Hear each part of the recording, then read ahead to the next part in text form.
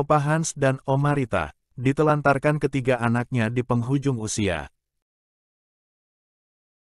Tanggal 18 Juli tahun 2024, Hans Tomassoa, 83 tahun, dan Rita Tomassoa, 73 tahun, ditemukan membusuk di rumahnya, yang berada di kawasan perumahan Citra Indah Bukit Rafflesia, Bogor, Jawa Barat.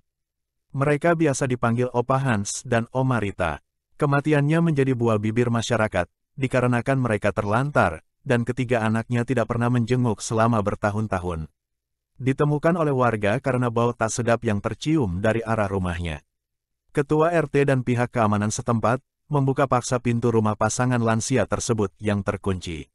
Mereka diperkirakan meninggal 4 hari sebelum ditemukan. Jenazah sepasang lansia tersebut dibawa ke Rumah Sakit Cilengsi untuk diperiksa lebih lanjut. Dugaan awal, mereka meninggal dikarenakan sakit. Opa Hans dan Oma Rita tinggal berdua di rumah ini sudah cukup lama. Oma Rita dikabarkan menderita kelumpuhan kaki dan tidak pernah keluar rumah. Opa Hans yang merawatnya setiap hari, dibantu warga sekitar dan jemaat gereja. Ketua RT setempat, Jonathan Tobing, mengungkapkan bahwa ketiga anak Opa Hans dan Oma Rita tidak pernah menjenguk orang tuanya sejak tahun 2017. Padahal, mereka tinggal tidak jauh, yakni di Jakarta, Bandung, dan Bekasi. Hingga akhirnya, anak bungsu Opa Hans dan Oma Rita, Ciro Juliano Tomassoa, muncul di akhir pemakaman. Ia mengucapkan rasa terima kasihnya kepada berbagai pihak yang telah mengurus kedua orang tuanya hingga pemakaman. Malam harinya, anak ke-1 dan ke-2 datang juga. Padahal sebelumnya, mereka tidak pernah merespon ketika dihubungi pengurus RT setempat.